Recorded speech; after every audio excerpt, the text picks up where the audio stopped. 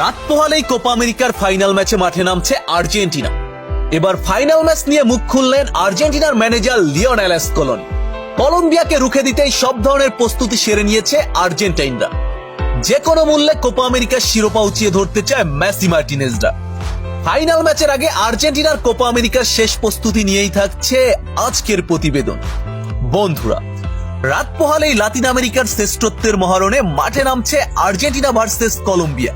Copa আমেরিকার final লড়াইটা হতে যাচ্ছে এবার শিয়ানে শিয়ান।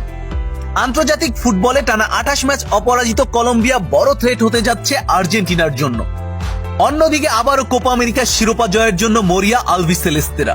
কলম্বিয়াকে হারিয়ে 16তম কোপা আমেরিকা জিতে রেকর্ড গড়তে চায় মেসি মার্টিনেজরা। বন্ধুরা, ফাইনাল নিয়ে সব ধরনের পরিকল্পনা ইতোমধ্যেই সেরে নিয়েছে আর্জেন্টিনার ম্যানেজার লিওনেল স্কলোনি। আগামীকাল সেরা একাদশ নিয়েই কলম্বিয়াকে রুখে দিতে প্রস্তুত আর্জেন্টিনা।